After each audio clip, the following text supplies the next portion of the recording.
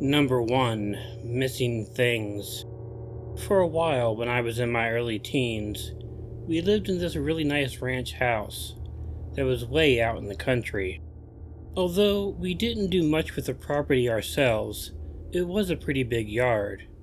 There were fruit trees in the backyard. There was a garden that we really didn't use, but I guess some things grew there on their own. Off to the side of the yard, there were a couple of old broken down trucks that we used to play in. There in the far side yard was an old dog house that was sitting under a tree. We tried to get our dog to enjoy it, but it was understandable why she didn't want to.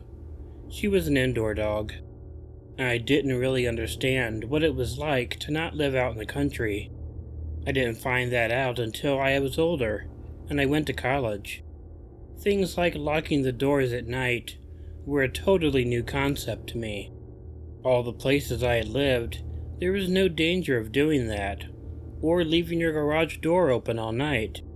We just didn't worry about that sort of thing. I think we lived in that house for a total of 2 years. It was during the second summer that some really weird things began to happen. They started out pretty basic at first. For example, there would be food or my dad's beer missing from the kitchen. It just made sense to everyone that my older brother, who was 15, was probably taking the food without anyone knowing. He was at the age when he might have considered trying beer out every now and then, so we didn't think much of it. There would also be times when my dad would get mad because he could tell someone had gotten into his stash of adult movies. Again, he blamed that on my older brother because it made sense. However, over time, other very strange things began happening. Like we would get up for breakfast in the morning, and either the cabinet doors or the refrigerator door would be open. There would be dishes on the table, drawers open. The television would be on, even though the last of us awake swore that we had turned it off. My brother and I shared a bedroom, while my sister, being the only girl, had one of her own. One morning she accused one of us of trying to scare her during the night by knocking on her door. Both my brother and I denied this. My sister and I, being the 2 younger siblings with the bigger imaginations, began believing that the house was haunted. And since, other than the kitchen, the only things happening were happening in her bedroom, I would sleep on the floor, in the guise of keeping her from being scared. In actuality, I just wanted to catch sight of a ghost. There was one time when there was a sound coming from the door. It was like a scratching sound. I was a tad scared, I can admit, to go and open the door. However, when I finally did, it was just our dog, scraping at the door. Now, this might not seem significant, but the dog always slept in our parents' room, and there was no way she could have gotten out at night. They always had the door shut, plus they had a bathroom in there too. And when I looked down the hallway, their bedroom door was wide open. Of course, I thought it was a ghost, but we all got in trouble with our parents, who accused one of us of opening it up. So these things continued for a while, with no explanation as to what was going on. Then, one night, I woke up in the middle of the night, very thirsty. I rarely woke up during the night because I stayed up late and was exhausted by the time I went to bed. So I got up and strolled into the kitchen to get a drink. I never turned the lights on when I walked around the house at night because I had very good night vision and I liked the dark. But as I walked down the hallway, I noticed a light coming from the kitchen. It was as if someone had the refrigerator door open. I assumed it was one of my siblings getting a drink or a snack, but when I walked into the kitchen, it was neither of them. It was some hobo-looking guy who was standing in the kitchen, looking in our refrigerator. I gasped when the man saw me, and then he noticed me.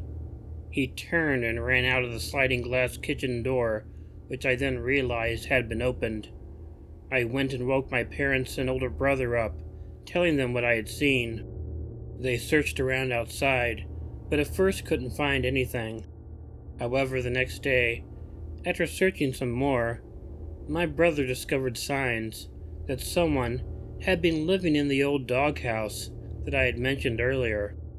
It only took a while to put the pieces together to realize someone had been living out in that thing, sneaking into the house at night to steal food and beer, and was probably causing the other disturbances as well. There was no more keeping the doors unlocked in that house afterward. Plus, for a while, I would go to the doghouse every day to check and see if anyone had been sleeping there again. I guess catching the hobo scared him long enough to never come back.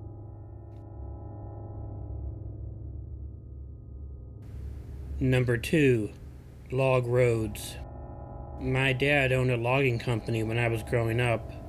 Technically the family still owns it, but I don't have any involvement with it. This story might be one of the reasons why I want so little to do with it. I don't know for sure. When I was younger, I loved being up in the mountains on the logging roads. I really liked any involvement that I could have with the company, and I did foresee myself one day either running the company or at least being a major part of it. When I was 16, I had just recently gotten my driver's license. However, I had been driving a lot even before then. I had occasionally driven on the logging roads, mostly to run errands for my dad. And that was one of the things that I was doing this evening, although technically my dad didn't know about it. The whole company was shut down for the weekend for Thanksgiving, so the logging roads were all closed too. But I needed to go out to the company to get some paperwork that my dad had left there over the weekend. He wanted to go and get it out himself, but we had relatives over for Thanksgiving, and he couldn't get away to do it. So I thought, on Black Friday actually, that I would sneak up there and get it for him, and then he wouldn't have to worry about anything. Plus, I would look pretty good for doing such a good favor for my dad. Well, I would be hit with a bunch of very strange incidences that made my trip up there the worst night of my life, up to that point. The logging roads here were privately owned on this mountain. Therefore, with the company closed, no one at all should have been on them this weekend. So I was driving through them, and everything was empty, and it was very quiet. Not only that, but it was extremely cold out that afternoon. There was a part of the road where I had to cross a bridge. It was a pretty wide bridge because there were logging trucks normally going up and down them all the time. However, I noticed something really strange when I was approaching the bridge. There was a car parked on it, and there were 4 guys hanging out on the bridge. No one should have been there at all, since the roads were closed, and these were obviously not lumber workers either. It looked like they were drinking beer, and I did smell some pot smoke when I drove by. Well, I didn't actually drive by. When I got closer, they noticed me. They had been sitting on the edge of the bridge, but ran over to the car quickly. As I got even closer, I noticed that they were grabbing baseball bats out of their car. I didn't have any time to stop driving, but fortunately, they were not stupid enough to try and get in front of the car. When I drove through, though, the 4 of them began hitting my car with their baseball bats. One of my windows got broken, which is how I was able to smell the pot.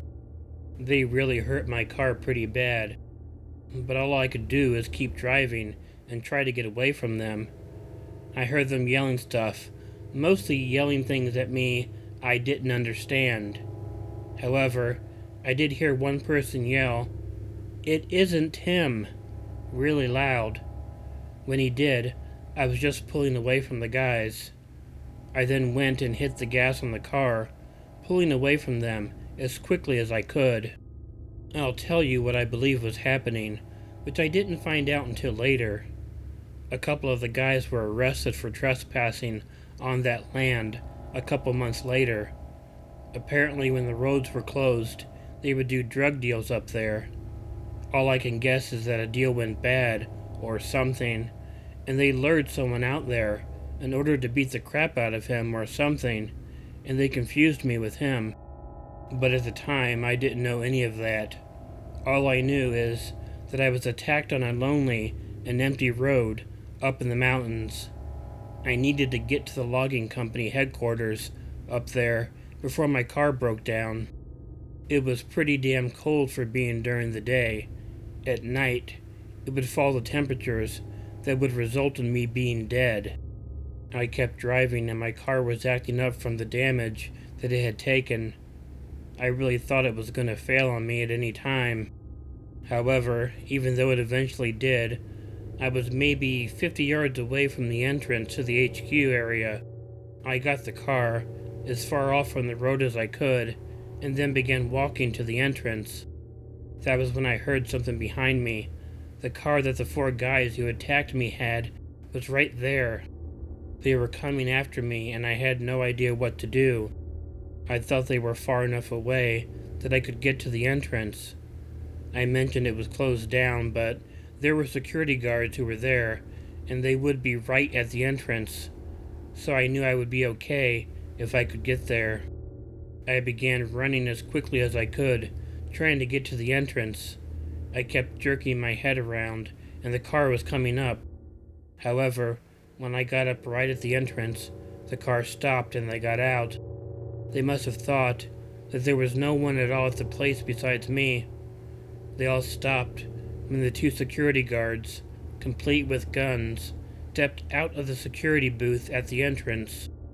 I wasn't sure what would happen, and I almost thought they would come and try to beat the crap out of us anyway. However, after a moment, they turned to get back in the car. They turned around, and as they drove off, one of them yelled that they were gonna come and fucking get me another time. I didn't have a great time at all. I got in trouble for going there and getting the car damaged. Plus my dad had to come and pick me up. In addition to everything that has already happened, it was just all in all a pretty terrible night. It also might be why I don't have anything to do with the logging industry anymore, and I don't like those long, cold, isolated roads. Number 3. Noises. I was out camping with my family at a local campground. It's a pretty nice place, but it's also a really large area. They let you wander wherever you want, although they encourage you to remain on the trail. But you can go off trail and camp anywhere that you want to. Whether or not you run into other campers depends a whole lot on how many people are out there camping at any given time. Normally, we don't have much contact with anyone, but occasionally the kids would find some other kids out there to play with. My wife and I had 2 kids, a boy and a girl. When this happened, the boy was 10 and the girl was 12. We used to have them one tent when they were younger, but got them both solo pup tents a few years before this. So we always had to find a place where we could fit 3 tents, plus still have more campground space. Our tents were in a triangle around the area that we had set up our chairs and the pit for the fire. We were going to be camping for a week and had been out there a few days when this happened. At first it seemed fine. This guy had been out in the woods. He was maybe in his 30s or so he was around our age. He wasn't carrying anything on him, so we assumed that he already set up his camp and was out exploring or something. When he noticed us, he walked right up to us, stuck out his hand, and just began talking. In the beginning, I think both my wife and I liked him. He seemed like a pretty cool guy, but he did begin to take advantage of our nicer nature.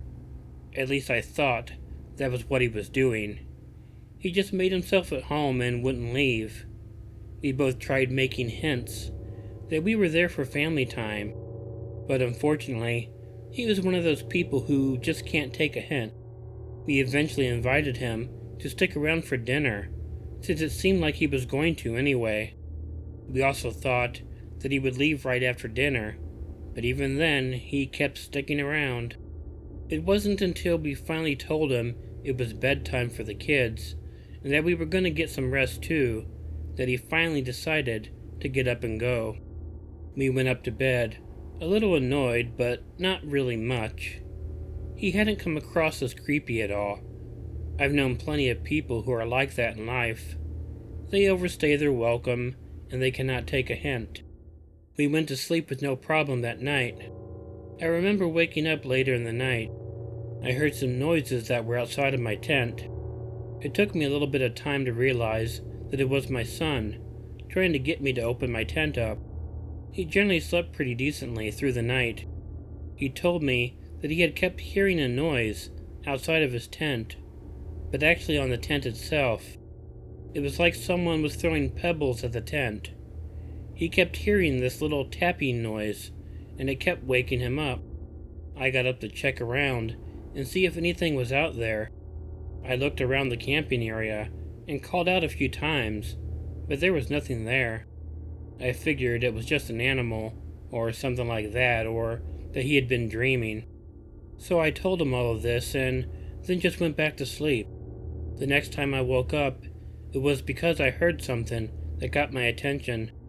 It was not the sort of sound that my son had been explaining, though. I'm not even sure how to explain it myself, but there was a very odd sound that I kept hearing over and over again. It made me think immediately that there was someone outside, or some animal, like I had been thinking the first time.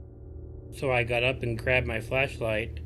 I have to admit that my mind did start thinking about the fellow camper that we had met earlier. I began wondering if there was some reason that he would have come back. I began thinking that maybe he was some sort of creep or something, and that was why he wouldn't leave when he was there earlier. And yeah, this began deeply scaring me. When I got outside of the tent, I immediately shined the flashlight over toward the sound. Perhaps it was no coincidence that it was coming from the direction of my son's tent. When I shined the light there, I noticed someone standing over the tent. He was walking around the tent, raking his fingers down the sides of it, and while he did, I could hear whimpering coming from inside the tent. By walking around the tent, he was making my son too scared to come out or yell for help. But this is what really surprised me.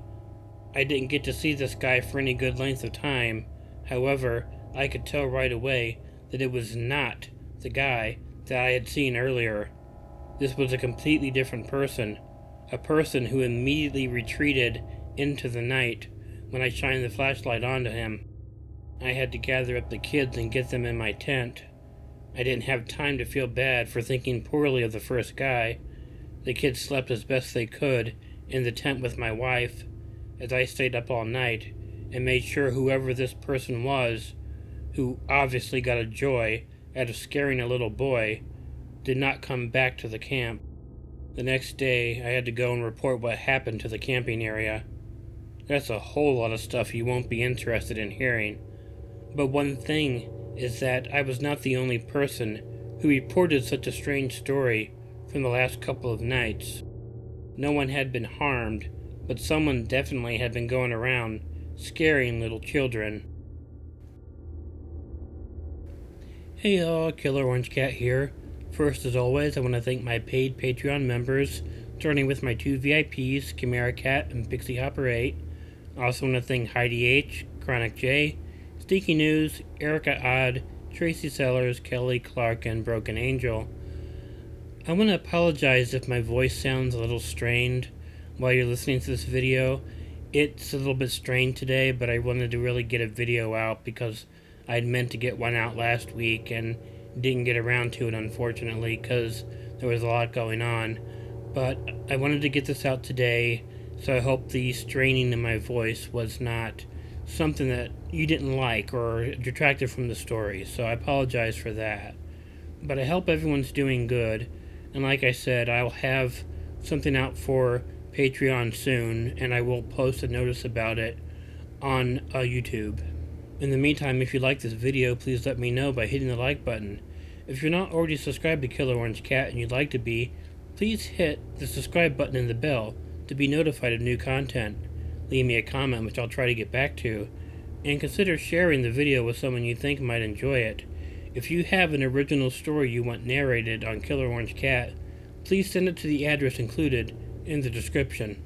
And now I'd like to mention all my free Patreon members: Anthony Bowers, Remi, Venikins, Rose Metro, Woofer McWooferson, Cindy Cleveland, Vanapira Rayne, William H., Alien Unicorn 13, Kathryn Lynch, The Bama Guy 334, Michael Vasquez, Bonnie Lynn, Collet Bond, Krista Pike, Prince UVA, HF Creations, Bonnie Gibbs, Linda Moore, DJ Lira, Evil Black Cat, Lori Hicks, Lisa Herman, Krystal Robin, Hillbilly 13, RhettSchall, John Tull, Baby and Baby, Sherry Hubbard, Vina Waldren, and Pumpkin Moo and Pepper too. But most importantly, don't forget to make sure to check in your closet and check under your bed, because you never know where a Killer Orange Cat might be hiding. Good night.